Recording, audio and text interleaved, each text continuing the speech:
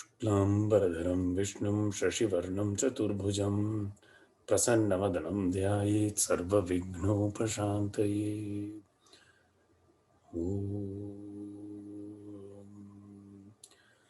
सिन्दूरारुणविग्रहां त्रिनयनां माणिक्यमौलिस्फुरत्तारानायकशेखरां स्मितमुखीमापीनवक्षोरुहां पाणिभ्यां मलिपूर्णरत्नचषकं रक्तोत्पलं बिभ्रतीं सौम्यां रत्नघटस्थरक्तचरणां ध्यायेत् परामम्बिकाम्। ॐ ध्यायेन्नित्यं महेशं रजतगिरिनिभं चारुचन्द्रावतंसं रत्नाकल्पोज्ज्वलाङ्गं परशुमृगवरभीतिहस्तं प्रसन्नं पद्मासीनं समन्तात् स्तुतममरगणैः व्याघ्रकृत्तिं वसानं विश्वाद्यं विश्वबीजं निखिलभयहरं पञ्चवक्त्रं त्रिनेत्रम्।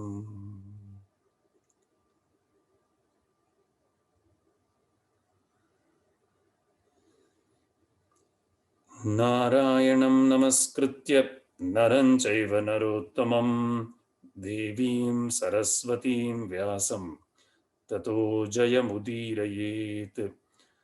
गुरुर्ब्रह्मा गुरुर्विष्णुर्गुरुर्देवो महेश्वरः गुरुः साक्षात् परं ब्रह्म तस्मै श्रीगुरवे नमः। श्रुतिस्मृतिपुराणानाम् आलयं करुणालयं नमामि भगवत्पादं शङ्करं लोकशङ्करम्। ॐ सहनाववतु सहनौ भुनक्तु सह वीर्यं करवावहै तेजस्विनावधीतमस्तु मा विद्विषावहै। ॐ शान्ति शान्ति शान्तिः।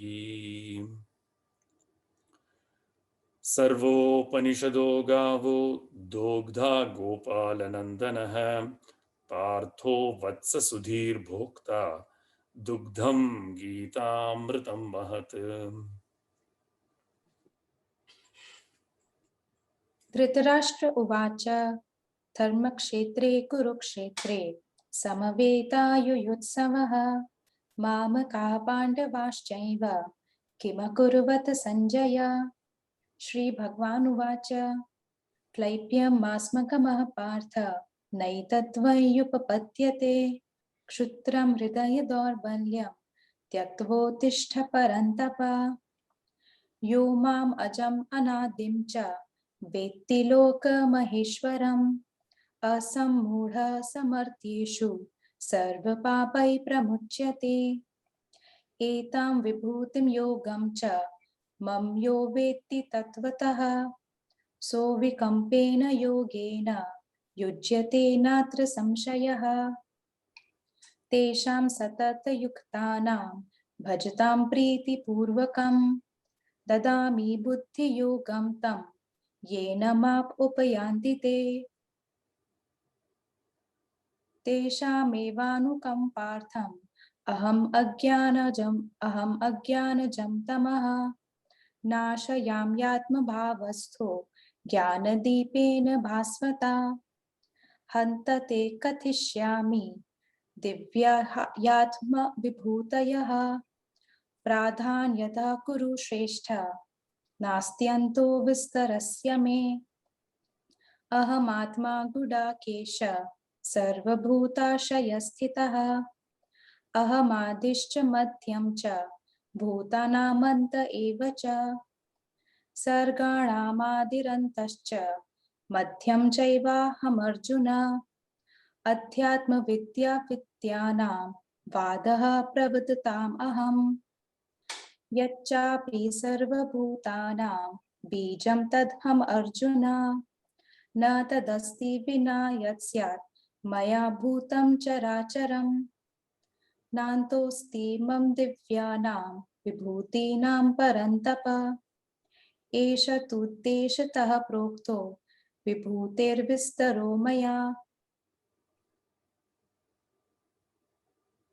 यत् यत् विभूतिमत्सत्त्वं श्रीमदूर्जितमेव वा तत्तद् एवावगच्छत्वं मम तेजोंश संभवम्.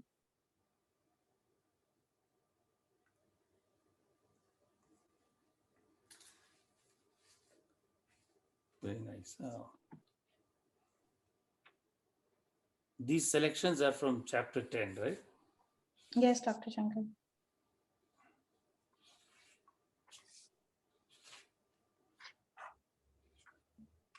Right. Very nice. Acha. So, chapter 13, Kshetra Kshetragya. And we had finished the characteristics of Jnanam, if I'm right, correct? Yes. Yes, sir. Yeah. Huh? So,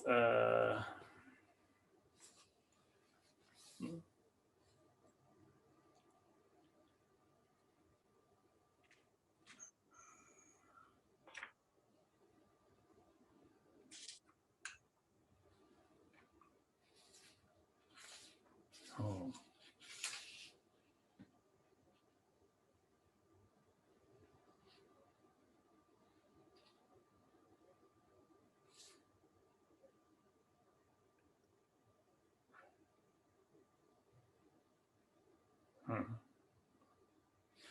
Very good. So, this was starting with Amanitvam, etc. So, the commentary said, the knowledge of the field knower, Kshetragya, and his potency yields immortality.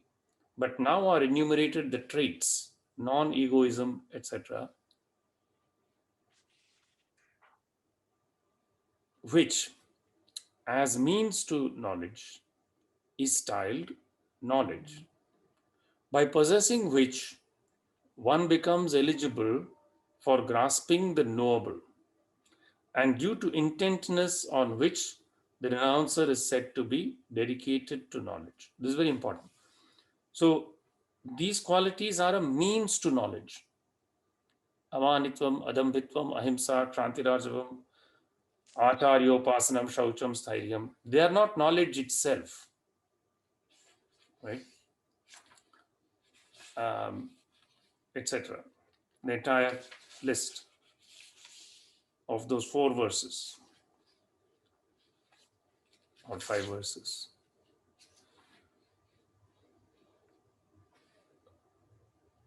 The traits as means to knowledge is styled knowledge.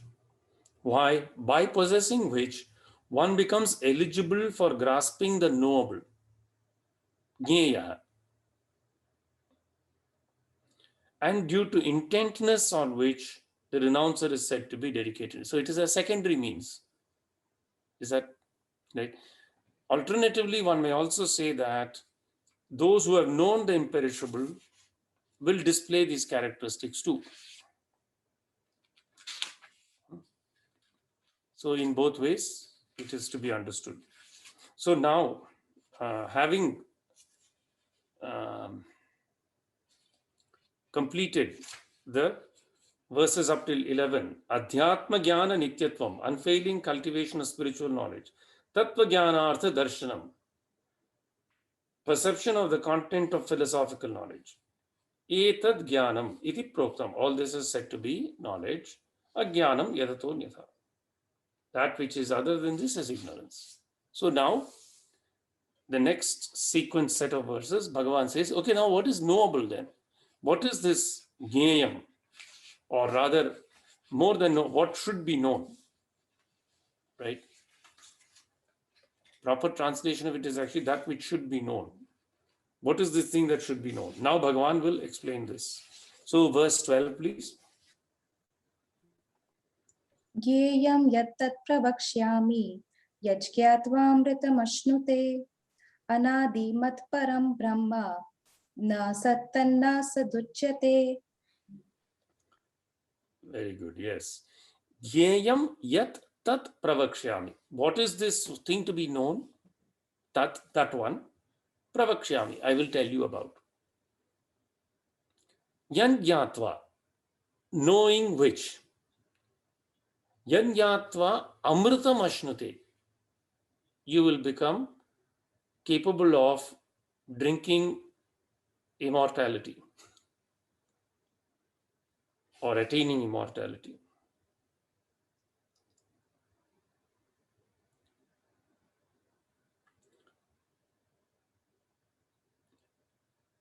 What is that?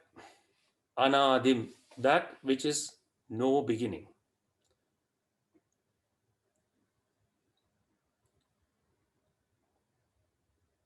Anadi mat param brahma.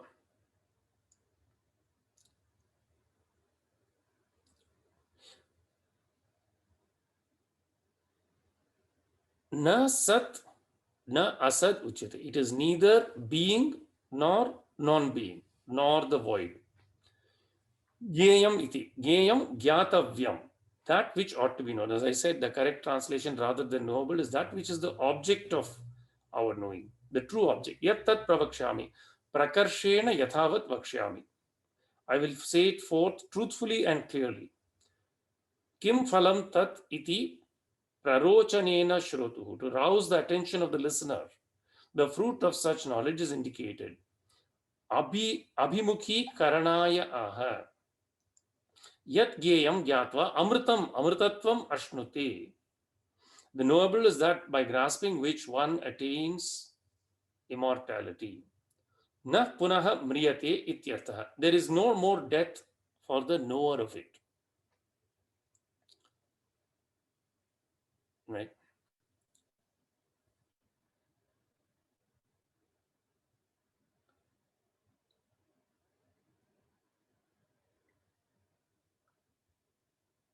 पुरुष एवेदगुं सर्वं यद्भूतं यच्च भव्यं उतामृतत्वस्येषानः. Remember that? Uta amritatvasya eshanah. Who is this Lord of immortality? He's Purusha, right? The one sleeping within the body. Same point, no difference. There is no more death for the knower. Anadimat, that which has no origin is supreme. Adihi yasya asti iti adimat, na adimat anadimat. Kim tat param, that which is beyond, the supreme. That which has no origin is the supreme. Param niratishayam brahma is Brahman, Gyeyam, iti prakritam. That is the theme of this discussion. In this context, some explain the expression without a beginning, the supreme, otherwise breaking up the compound into anadi and matparam. I was thinking of this, pausing on that anadi matparam. It is a point where you can break it in two different ways. So I'm glad that Bhagavan pointed this out. Anadi and matparam, treating me as the supreme. They argue that when the sense is expressed by an adjectival compound or bahuvrihi, the possessive suffix that follows is uncalled for. The sense yielded according to them is I, Vasudeva, am its preeminent power. True redundancy may be avoided where the sense admissible, but the latter is not the case. What is sought to be taught is Brahman by repudiating qualifications of all kinds. See, it is neither the existent nor the non-existent. This pointing to a special power owned by it and the repudiation of all determinations are incompatible. Therefore, the possessive suffix and the adjectival compound yield the same sense. They are employed in the interest of meter. Okay, see, this is the this is the depth of the knowledge of the language, unsurpassed, very deep, and that's why it is good to have a commentary. Right. This one I definitely had stumped me. I was breaking it as Anadi and Matparam, but Bhagavan is right. and very beautiful, so delightful. That's why this commentary is so powerful, because it can clarify even the deepest doubts. Okay, very good. So there is a very long objection and reply, but let us just pause there and see if there are any objections from the audience. Otherwise, we need not muddle our minds with objections that don't arise in the mind. Um, so, does this seem interesting or worth studying? Or should we just continue with our knowledge of what we know? Does it seem worthwhile? What do you think? Definitely. Uh-huh. Does it seem unattainable? Does the notion of immortality seem foreign to you? Right now, yes. But does it seem desirable? Yes. Yeah. Based on, you quantify quintillion, bliss, the worldly bliss, if we compare. Right. My mind can't grasp, what that would be, that state, which is our real state, and we forgot that. Mhm. So yeah, definitely. That's wonderful. It is these kind of, it's important to have these conversations, because just reading for the sake of reading is useless otherwise, right? It has to mean something very personal to you. Otherwise, there will be no interest in it. The interest will not sustain, correct? So to hear a strong, engaged answer like that is very wonderful, right? And it takes a lot of, you may say, good samskaras, good traces in the mind, good impressions in the mind from experience in several past births and this birth, to actually recognize that this is desirable and that is attainable. Because if the mind is still not convinced that A, that is desirable, and B, that it's attainable, then the study will just be like reading the newspaper. Nowadays, we tend not to be, or reading something on WhatsApp. The first thing you do is you doubt its authenticity, yes or no? Right? Unfortunately, we've started to do that with most of the news also, for better or for worse. Uh, there was a time in which I remember where people did trust the newspapers, and it came out in the papers in those days. And there was not a rush to publish everything just when it came out. There was an effort by journalists and reporters to actually ascertain the truth. There was not a desire for sensationalism. The goal was not to write only the story that sells or that will be very popular. There was a time like this. It's difficult to imagine. But in my lifetime, I can remember a time when there were honest journalists, and they would take time to actually print. The editors would wait to print something in some, there were different newspapers. Some newspapers were well known for publishing very quickly, but you would not trust very much their content. Some newspapers would take time. It will come out late in that newspaper, but it will be verified. It's inconceivable today to imagine that as a journalistic practice. Yes or no? People would argue that you would not survive in today's media world, right? But it was the case. And so, in that sense, for better or for worse, we have lost our credibility, or we have become more skeptical of anything that we're told. And that's not entirely a bad thing, actually. For a spiritual aspirant, is not a bad thing. Right? So we can take the positive from that also. You don't have to go out screaming it's fake news, but definitely you can take into account the fact that there is some, what shall we say, uh, there is a filter going on between what we think is the truth and what is reported to us. This is always the case, actually. It's not just something new that happened today. For a very long time. So actually, the very reason why journalism has such a, or was considered a noble profession, is because the journalist's job is to report the story from all angles. It's actually to avoid the bias. So it's a very noble profession. You're not supposed to report only one side of the story. The goal is to sort of stand above and report from all sides. Of course, that's long gone. I don't think anyone can remember a time when that was true. And also the people who had access to the megaphone, because a newspaper or any other media outlet is a megaphone, right?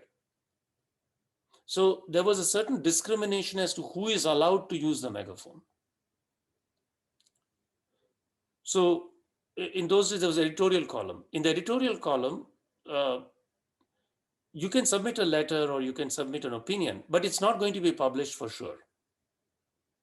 The editor is going to look at it and they're going to see, is this worth transmitting to the entire readership, right? These are good practices. Today, what has happened is everybody has the megaphone. Isn't it true? So the resultant thing is the Tower of Babel. It's a noise. It's a din in 1,000 different languages, making no sense whatsoever, right? Okay. So we have all developed a correct skepticism. The wise have developed a guarded skepticism for this. So coming back to the point here, so normally when someone comes and says this, it may seem very out of reach, or it may seem even ridiculous, right? You may think, oh, there are many quack medicine doctors who say, I will give you immortality, right? Come take this pill and you can be immortal, right? But that's not the immortality we're talking about here, right? Already with very great clarity has been established that the body is mortal, right? So that doesn't mean this body is going to continue forever. That would violate every dharma. And biology also is a law of is a dharma of the physical world, natural world. And so that is not the point that is being said here. So then what is it that becomes immortal? That is the goal. To know what it is, what aspect of the I is immortal, right? What is that I that is immortal? So that's a very deep and desirable subject, right? And once this fear of or death itself is conquered, then all the others go with it, right? The opposites, pain, sorrow, all those are dispensed with because they cannot touch the immortal. Remember that Bhagavan has already distinguished the two, right? He said kshetra, kshetrajna. Where did he put all the opposites? In which category did he put? Kshetra. To the field, not the field knower, right? The field knower is beyond the opposites, beyond duality. So once one is established in the field knower, will there be sorrow? There can be no sorrow, right? And so this is the sort of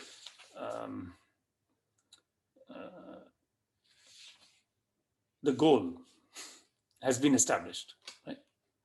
So now, next verse, please. Oh, once again, before we go there, maybe I will just say one point. The last, this was actually, this thought occurred to me also, so I think it's a worthwhile little paragraph to read. Sat Shabda Pratyaya Vishayatvat. Being beyond the range of the word Sat or existence, there arises the doubt that the knowable is non-existent. To remove this doubt, its existence is affirmed as borne out by the sense organs, the adjuncts of all living beings. So remember the last piece, it said, that sad asad, it is neither na sat na asad uchite. It is neither existent nor non-existent. This may raise some confusion, right? What is this quantity that can be said to be neither existent nor existent, nor non-existent? So to that 12.4, Bhagavan says, Upapattescha, reason supports the view that Brahman cannot be expressed in terms like existence and non-existence. All words used in a discourse are meant to convey sense to the listeners by means of their link with notions of class, acts, attributes, and relations. Okay? Sarvo hi shabdah artha prakashanaya, right? To give sense. Pratyuktah shruyamanascha shrotrubihi jati kriya guna sambandha dvarena. Jati is class, kriya acts, guna attributes, sambandha relations. These are the technical descriptions in logic and philosophy of our Shat Darshana traditions, the 6 means of revelation.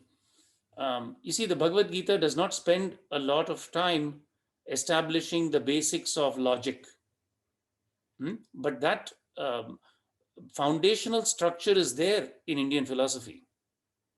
What are the valid means of knowing? What is logic? How can we make inference? These things are all established, right, in the different schools of philosophy. So here Bhagavan is saying that all the words that are used in a discourse are meant to convey sense to listeners by means of their link with the notions of class, acts, attributes, relations. There is no other means to convey sense except this conventional link, right? Otherwise, one has to obtain the wisdom from Dakshinamurti as the rishis did in silence. That's the only other option. If one has to communicate something through words, then it has to deal with these. For example, terms like cow and horse convey sense through their link with genera. Tat yatha gauhu ashvaha iti va jatitah. These are classes, right? A horse is one class of an animal, a cow is another class of animal. Terms like cooks and reads, which are verbs via activities. Pachati, patati, iti va kriyatah. Shuklaha, Krishnaha, iti va gunatah. White and black via qualities.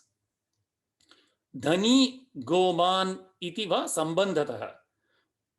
Wealthy and cow owning via relation. On the other hand, Brahman has no genus.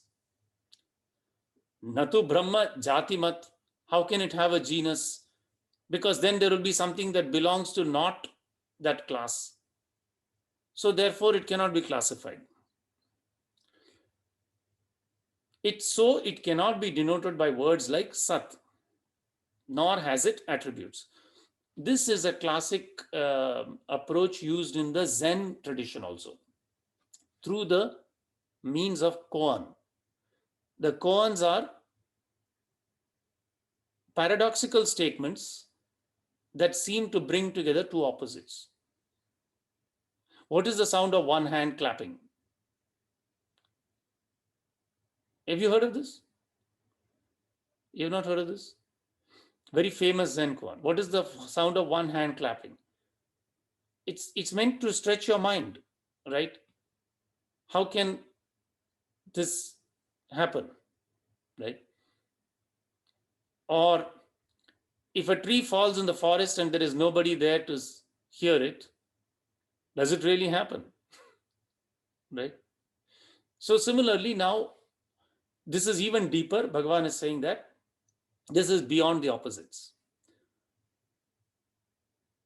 It cannot be denoted by words like Sat. Again, it cannot be expressed by verbs. Why? Because it is actionless. So it is attributeless, nirgunatvat. It is ajatimat, one might say. Na api gunavat. Yena guna shabdena uchyeta nirgunatvat. So it is attributeless. Napi kriya shabdavacyam nishkriyatvat. Why nishkalam nishkriyam shantam? Shvetasvatara Upanishad.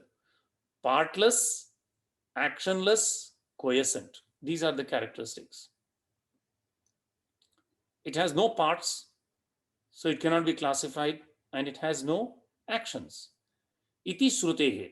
And we know that the shruti is the ultimate expression of the truth. Nacha sambandhi ekatvat. If it's alone, how can it have relation to anything else? One can only have relations between two objects. The non-dual cannot have relation.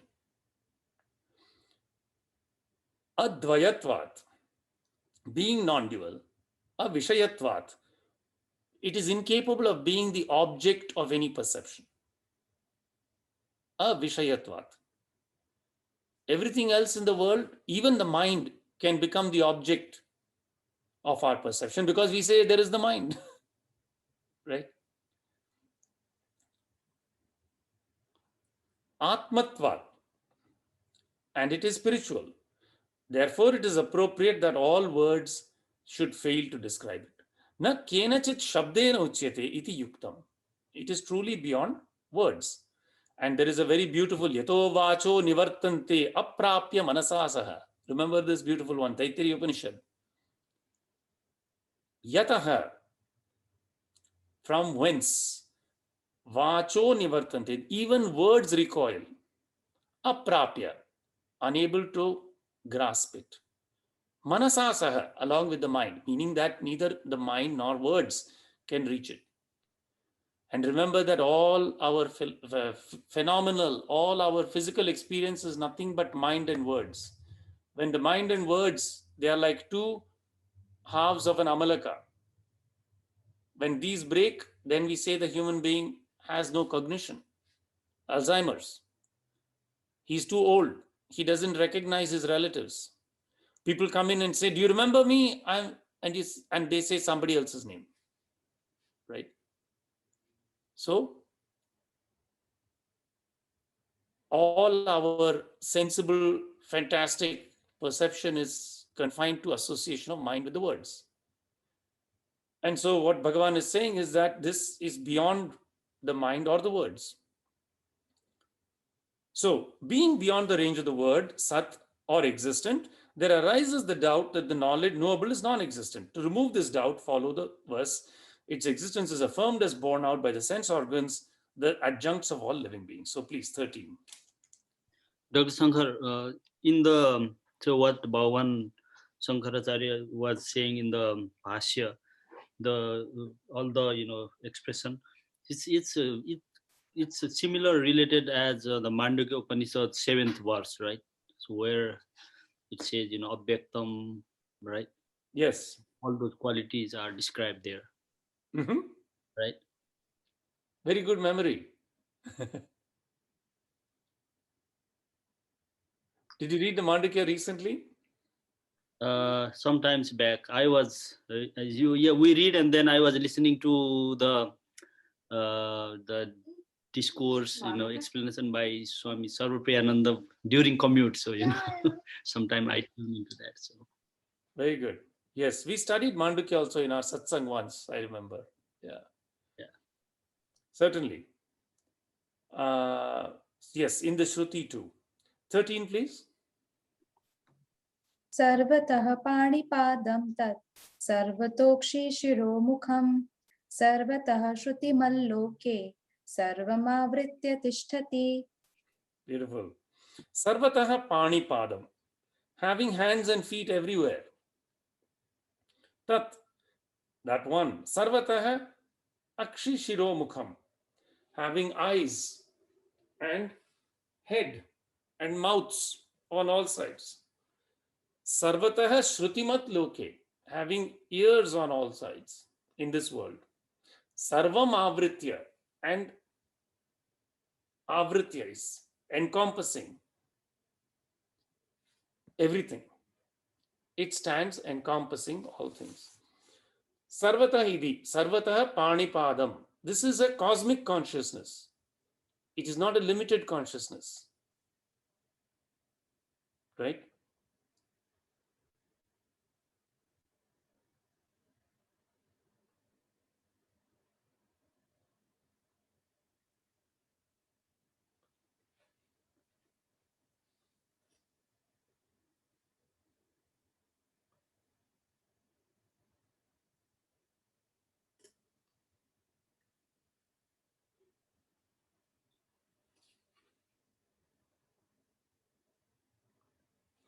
सर्वतः पाणिपादम, सर्वतः पाणयः पादाश्च अस्य इति सर्वतः पाणिपादम.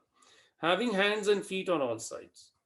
The existence of the field knower is apprehended by the sense organs, the adjuncts of all living beings. It is designated field knower due to its adjunct, the field. The field is variously pluralized due to hands, feet, etc. The multiplicity of the particulars due to the plurality of the adjuncts like the bodies is unreal regarding the field knower. Therefore, its status as the knowable was affirmed through the abolition of the unreal in the words, it is said to be neither existent nor non-existent. Even the unreal form due to adjuncts as it leads to the knowledge of its reality is posited as if it were an attribute of the knowable in the affirmation on all sides. It has hands and feet, etc. See the assertion of traditional scholars.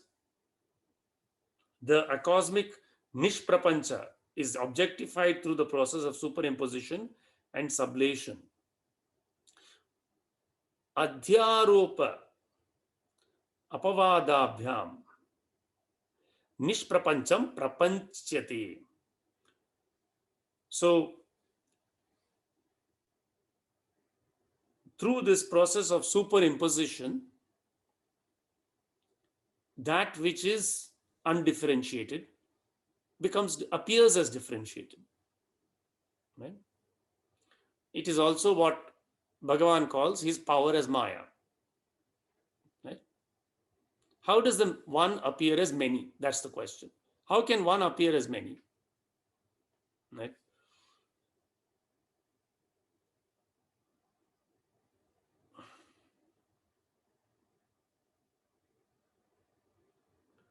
Narayanam Mahagnyeyam Vishwatmanam Parayanam Narayana Paro Jyotir Atma Narayana Parah Narayana Param Brahma Tattvam Narayana Parah Narayana Paro Dhyata Dhyanam Narayana Parah Yaccha Kinchit Jagat Sarvam Drishyate He Shruyate Piva Antar Bahischa Tat Sarvam Vyapya Narayana Sthitah.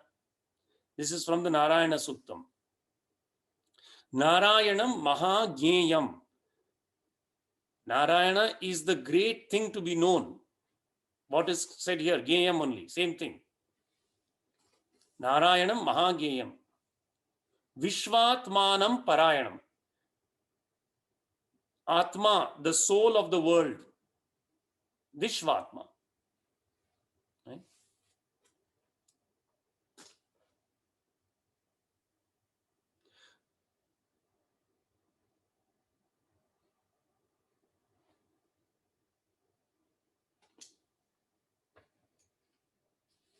Narayana Paro Jyotir is the great light of consciousness. Atma Narayana Para, also the Supreme Self.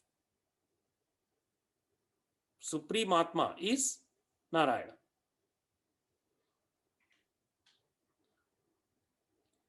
Narayana Param Brahma, the Supreme Brahman is Narayana.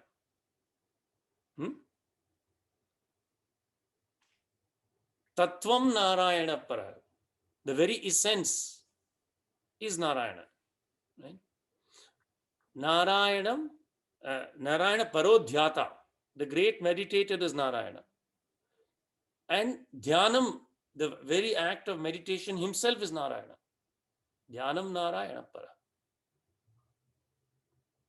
Yaccha Kinchit Jagat Sarvam, whatever in the world, Drishyate is seen, Shruyate or heard.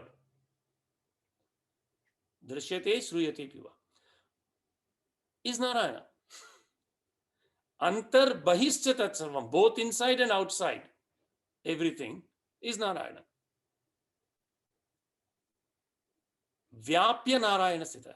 Having encompassed everything inside and outside, this Narayana is situated, right? So when people in the Shruti, when Narayana is said, is meant the Supreme Brahman only, right? And it is the Mahagayam. That verse is exactly opposite to the discussion here. That's what this is about, right? So it is echoing the same thing. Now, the doubt may arise that the noble has in fact organs like hands and feet. To ward off this doubt and show that they are only adjuncts due to superimposition, the next verse is set forth. 14, please. सर्वेन्द्रियगुणाभासं सर्वेन्द्रियविवर्जितम् असक्तं सर्वभृच्चैव निर्गुणं गुणभोक्तृ च. Beautiful. This is again Zen koan for you. Another Zen koan in the Bhagavad Gita. Sarva Indriya Gunabhasam, apparently possessing all sense organs and their properties. Abhasam is a very special word.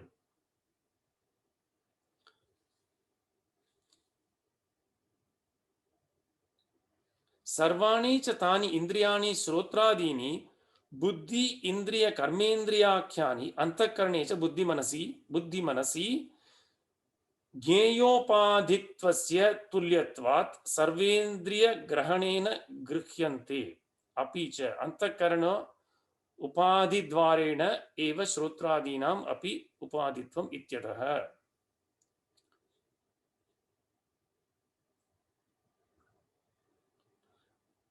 अवभासते इति सर्वेन्द्रिय गुणाभासम्.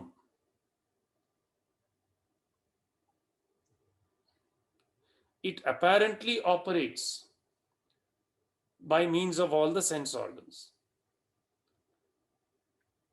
Therefore, through these adjuncts of the sense organs, the noble appears. So, abhasam is not a reality. It's an appearance. Right? Sarvendriya gunabhasam, apparently possessing all sense organs. And next, Pada says, Sarvendriya vivarjitam, devoid of all sense organs.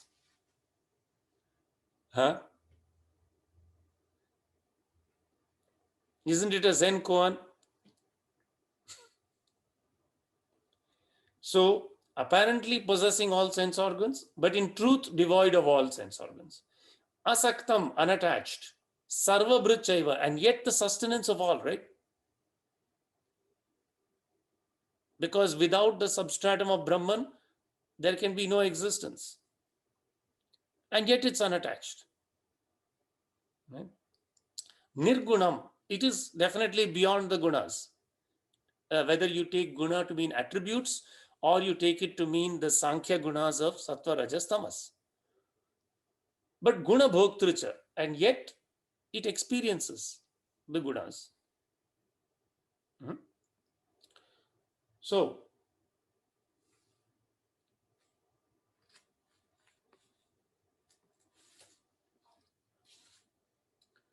it is beyond the range of the three constituents, Sattva, Rajas, Tamas, Sattva, etc. At the same time, it experiences them all via the perception of their transformations like pleasure, pain, and delusion. Okay, any questions on 14? Achha, let us go to 15 then. बहिरन्तश्च भूतानाम् अचरं चरमेव च सूक्ष्मत्वात् तदविज्ञेयं दूरस्थं चान्तिके च तत्. Okay, this is straight copy from Narayana Suktam. Antar Bahishcha Tat Sarvam became Bahirantascha. Okay, so those verses are literally taken and rearranged. Bahirantascha, outside, inside. Bhutanam, of all beings. Acharam, non-moving. Charamevacha, and yet it is also the moving. Again, Zen koan for you. How is something not moving and yet moving? Right? Sukshmatvat tad avigyeyam. It is very difficult to know because it is very subtle. Durastham, so it seems very far for whom the mind is very active. Cha antike cha tat, but it's very near to whose mind has come to rest.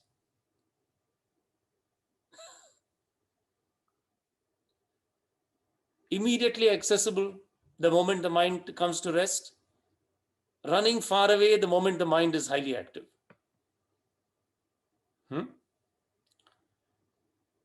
With reference to the body, including the skin that is mistaken for the self due to nescience.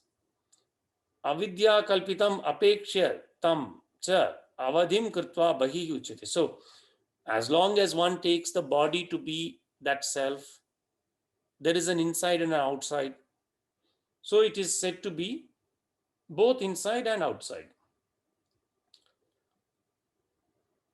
In relation to the inner self, regarding this very body as a limit, the term inside is also used.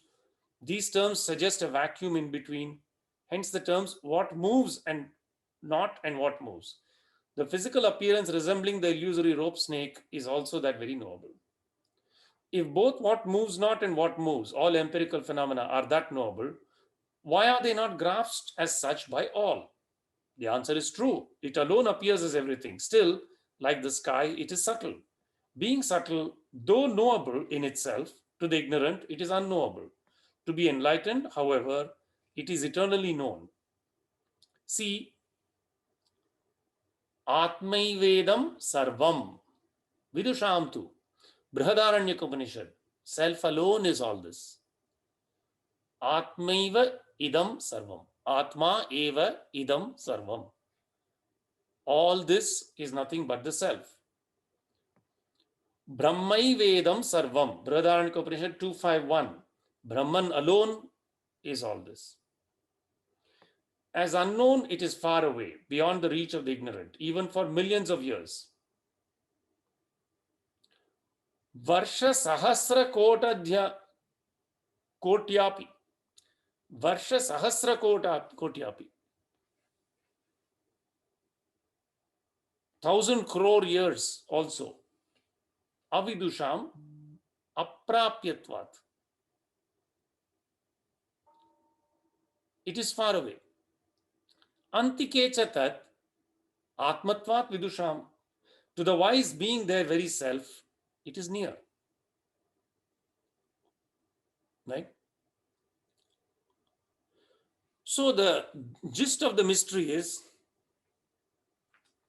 how is this riddle that the one appears as many,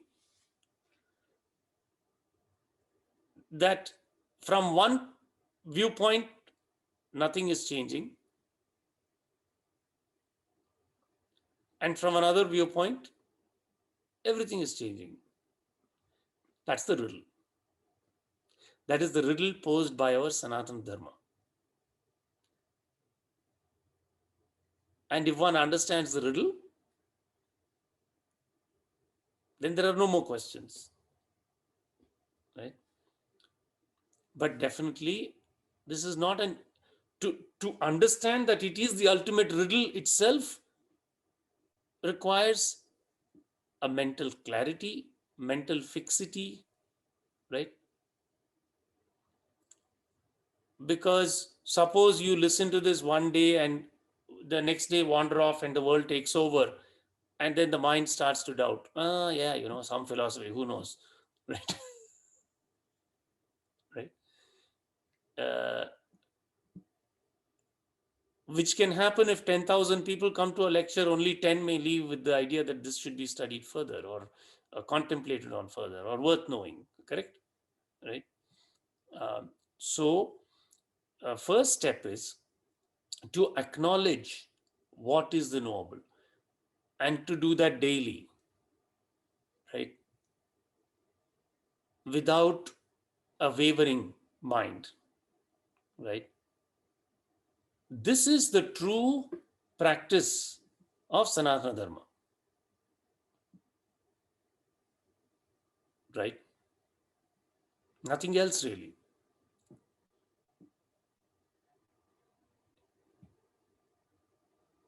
Jnanam, Jnayam, Jnanagamyam. Right? What is knowledge? That at least should become firm in the mind. Right? The fixity of the mind that Atma Vidya or Brahma Vidya is the highest is a great progress. Very great progress in a human lifetime. Very, very great progress. Right? Because there are so many who, even after hearing, it doesn't become fixed in the mind. It doesn't become important. Why? Because it seems very far off. Right? It's easier to believe a quack medicine man who says, come, I'll give you this drink, it'll make you immortal. And when I say that, there are many, many quack, same quack medicine comes in different ways. Okay. It may come as membership in a church or a mosque or a temple even, or some, fake. So many quacks. Yes or no? To have a razor-like discrimination that quackery be gone. This is the truth, right? That is a tremendous progress.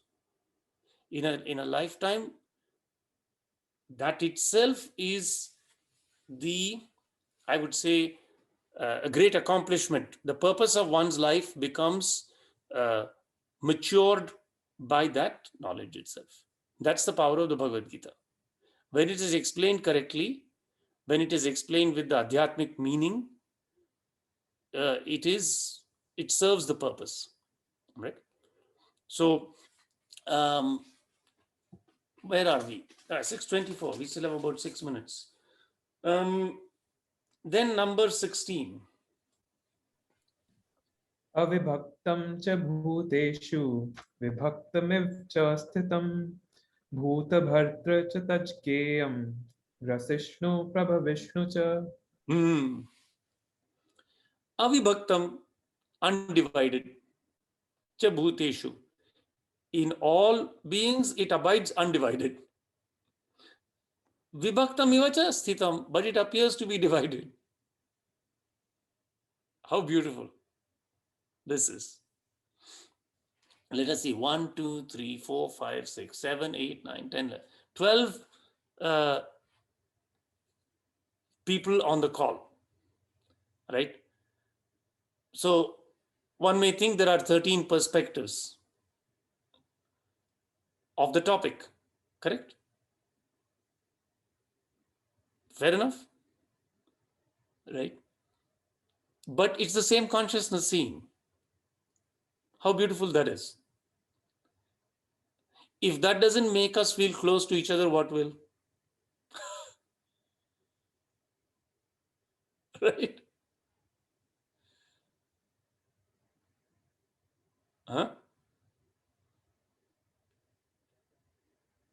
If the same light that is shining and informing all 13 perceptions, actually 12, because it turns out that I'm one of the windows on this.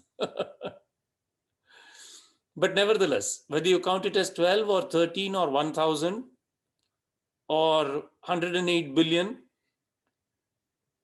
right? That's only including the humans actually.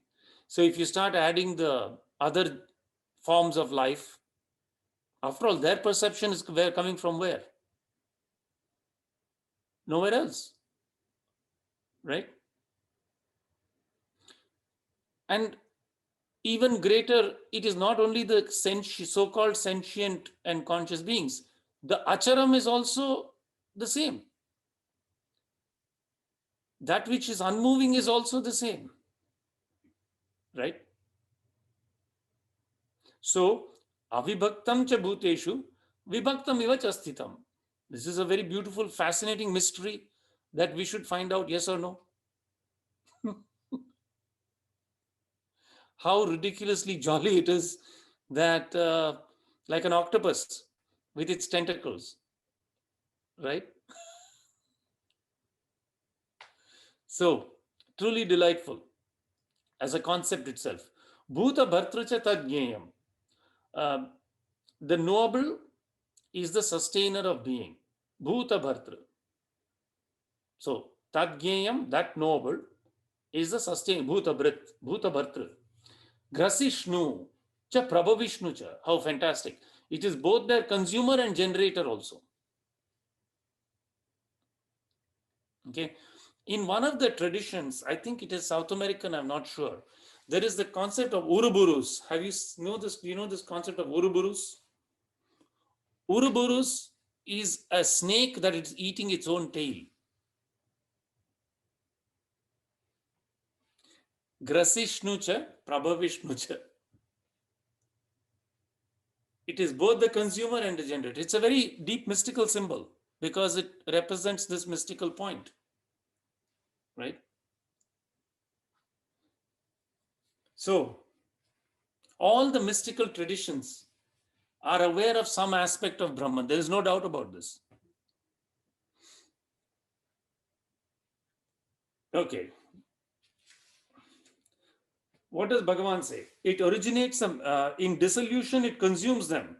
And at the time of manifestation, it originates them illusorily, as do ropes, etc., the rope snake, and so forth. Sarpadehe mithya kalpitasya. Rajvadihi sarpadehe. So, kimcha sarvatra vidyamanam api sat na upalabhyate chet jneyam tamaha tarhi. Na kim tarhi? If it is not apprehended through universally, though universally present, is that knowable any better than darkness? No, on the contrary, right? Because it will seem like if something is very hard to see, when do we normally say it's hard? It's in the dark, right? In the dark, you can't see anything. So is it like that? Is it because it is so dark there? No, on the contrary. So the clarification comes in 17. Please read. ज्योतिषामपि तज्ज्योतिः तमसः परमुच्यते ज्ञानं ज्ञेयं ज्ञानगम्यं हृदि सर्वस्य विष्ठितम्. Thank you. This pada is what I was sticking in my head. Jnanam Gyeyam Jnanagamyam. Right? Jyotishamapi Tajyotihi. Of all the lights, it is the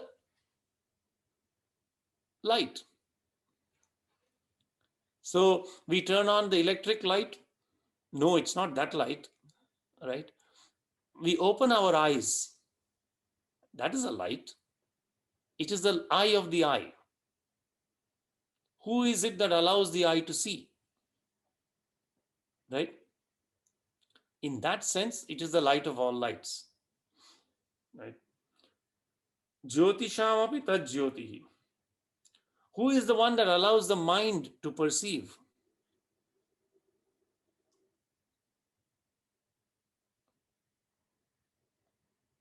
When we sit in the vantage point of buddhi, we are able to see the mind as the importer and exporter of sensations, as performing, yes or no? Sankalpa, Vikalpa, can't we?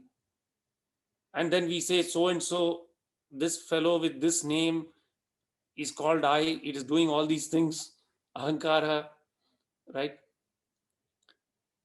And is the transactor of all actions, loved and hated, derided and applauded, worshipped and demeaned. Right? Yes or no? Right?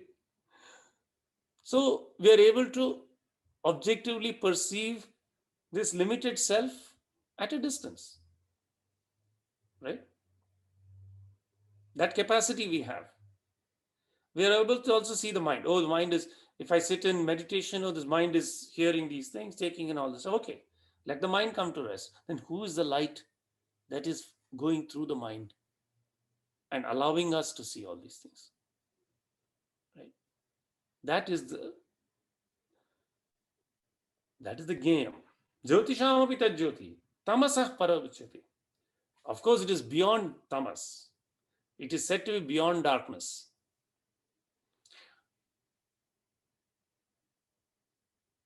The seeing of many is the darkness.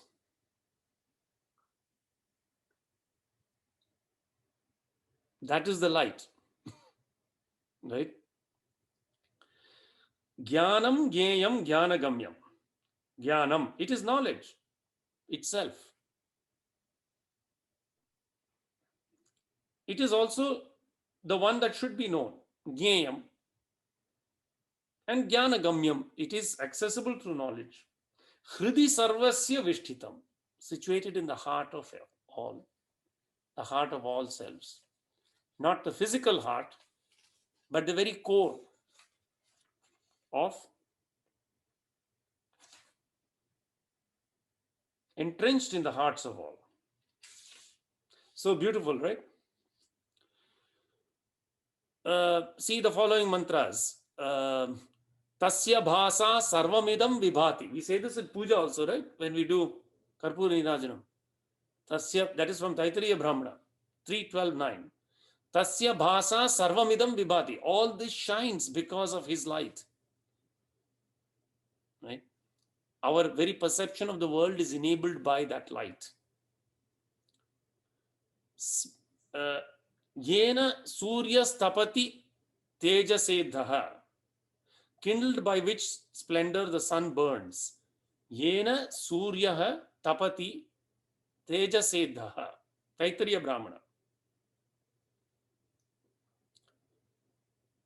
Sorry, the Tasya Bhasa Sarvavidam Vibhati is Shvetashvatara Upanishad. Ityadi mantrebhyaha. Smriti shaiva ihaiva. And there is also Smriti in our text. Yad aditya gatam tejaha. 15.12. It is to come. That splendor present in the sun. Ityadehe tamasa ajnanat param asamsprishtam uchyate. It is said to be beyond darkness, untouched by it.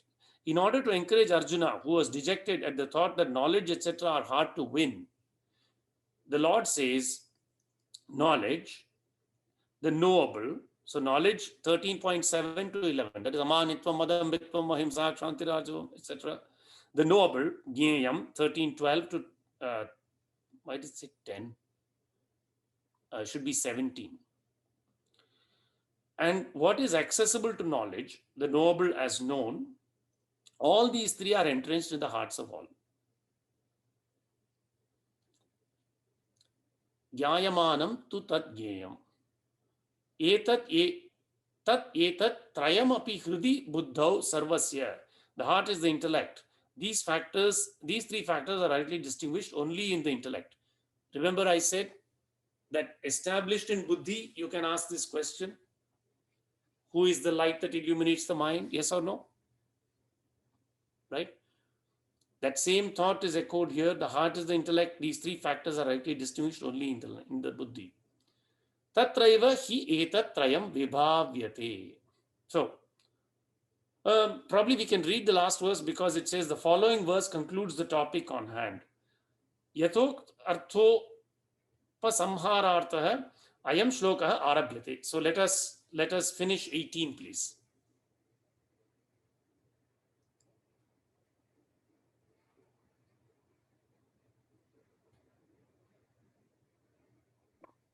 I will read.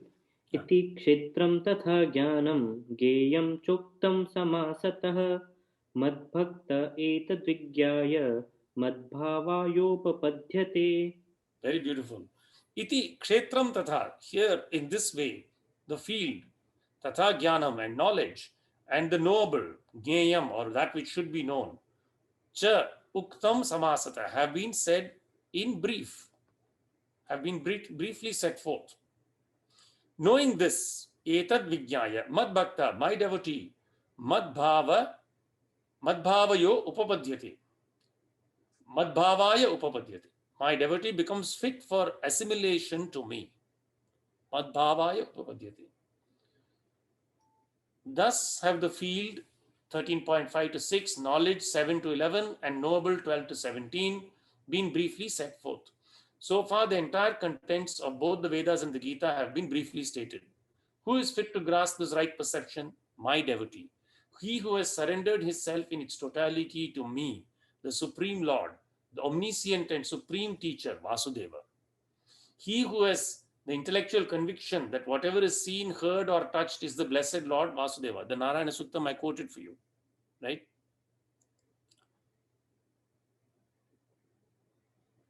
Drishyate Shruyate Piva. Winning the perception thus set forth, my devotee becomes fit to be assimilated to my status, the status of the Supreme Self. He attains liberation. Moksham gacchati. Tasmai madbhavaya upapadyate. Ghatate. So then next time, we will pick up on from verse 19. And this is a shift in mode of discussion. And then this is a logical place to stop. So, any questions? How beautiful, huh?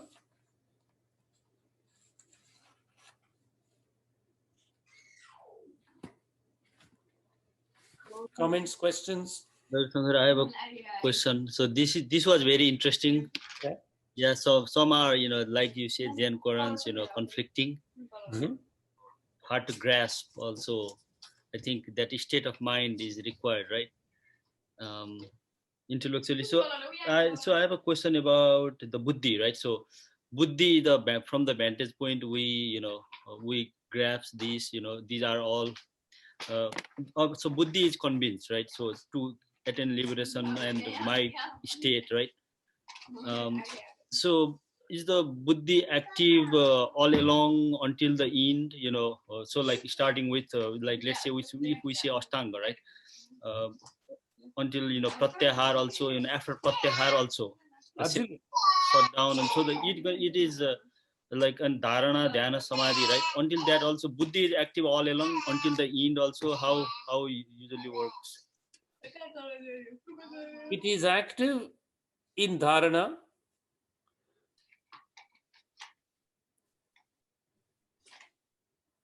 And the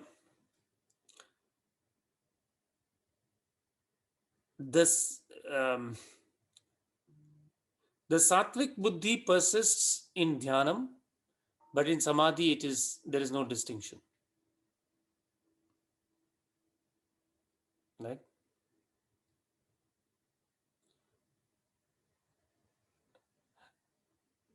It's a little blurry after where dhyanam becomes samadhi, but approximately you may say that the panchakoshas, beyond Vijnanamaya kosha, once the mind turns inward, the consciousness turns inward even from the buddhi, then that is Anandamaya. All right. So therefore, at that transition point between dhyanam and samadhi, one may say the buddhi dissolves. There is no separate perception of buddhi beyond that.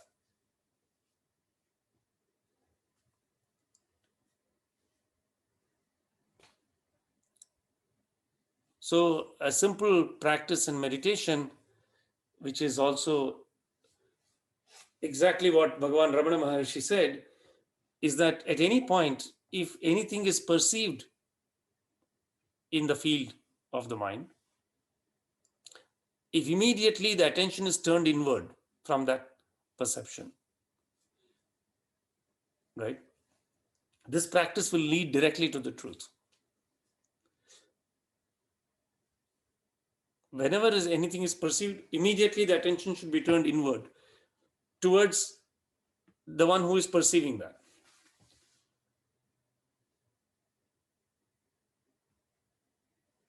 And if that practice is continued without a break, without a fail, then success is instant.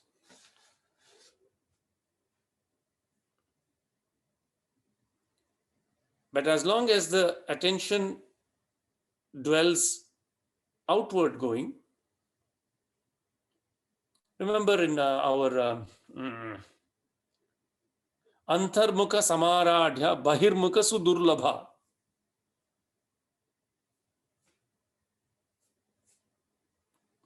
Where is that one from? Devi Kavacham, Uh-huh. Devi Atharva Sheesh. Lalita Sahasranamam. Right? Antarmukha Samaradhya. Easy.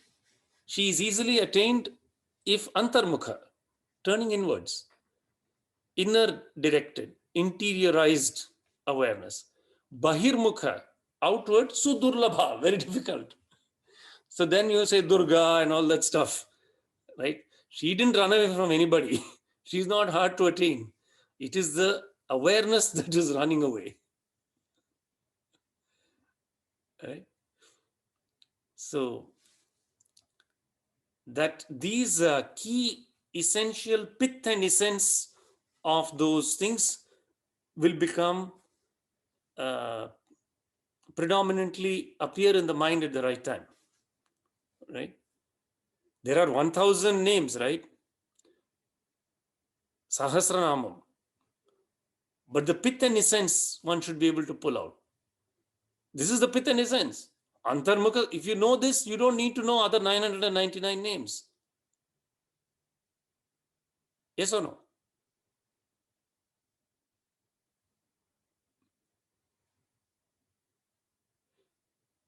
You know, when my students come, we study for the exams, they always say, what will be on the test? Right? Right? The book is very fat. There are so many pages, right? They want to know what is there on the test, which is the essence. So there is some chapter summary, etc., etc. So like that, even in this quest, we have to know what's on the test. So what is on the test is Antarmukha Samaradhya Bahirmukha Sudurlabha. Every time you sit in meditation, that is the test, right? You worship that mantra, you'll be fine. You'll pass the test, right? That's the job of the teacher, right? If I can't tell you what is important in the 1,000-page book, then I should leave my post and go home, right? So that's all. So of the Sahasranamam, that is one of the very pithy and most powerful parts for meditation. Very good. Acha, any other questions, comments, fun things to share? Cliff's notes. One question. I mean, Bhagwan Ramakrishna also talks repeatedly about the heart and why heart is a very special place. I mean, Lord is in everything, but he abides in the heart in a special sense. So is that the same heart as here in the 17th verse? Yes, that's right. Which is buddhi, you said? Well,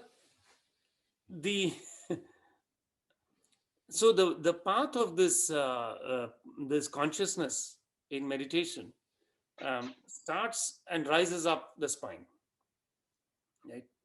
Exits the Brahmarandra and comes back into the heart. Okay, this is the path for the ignorant to lose their ignorance, right? But the way the Lord manifests is from the heart in through the Brahmarandra. That's why we do the Simanto Nayanam, right? We acknowledge that this is how he has entered, right? So having exited the Brahmarandram, beyond that point, the notion of space doesn't really exist in the way that you understand it through the senses. Space itself becomes different, right? So when they say the heart, one should never confuse it with the physical heart or the body itself. Because once the consciousness has exited the Brahmarandram, where is the body? How can you point to the body? Right? it is already in a different loka, right? It is the heart of the universe, right? And yet, obviously, seemingly situated at the heart of everyone too, right? Because every sentient being turning their awareness inside can reach this heart, right? So it's a very good question. This heart is the heart of every being and also the heart of the universe. There is only one heart.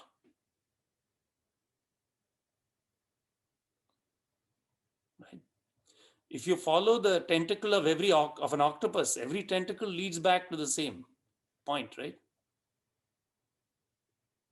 So if you ask each tentacle, where is your heart? What will it say? There's only one heart, right? So we are all just tentacles.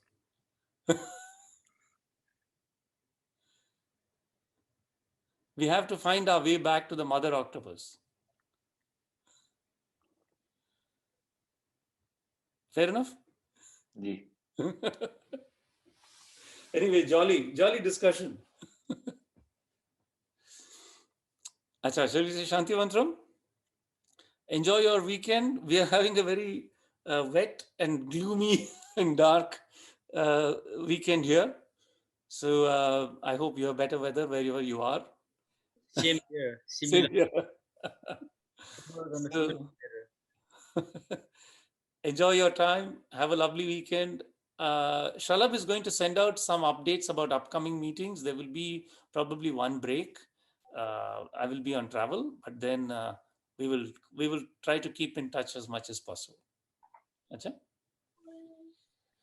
Namaste everyone. Om Tacham Yora Vrinimahe Gatum Yajnaya Gatum Yajnapataye Daivi Swastirastunaham Swastirmanushebhyaham Urdhvam Jigatu Bheshajam Shanno Astu Dvipade Sham Chatushpade Om Shanti Shanti Shanti.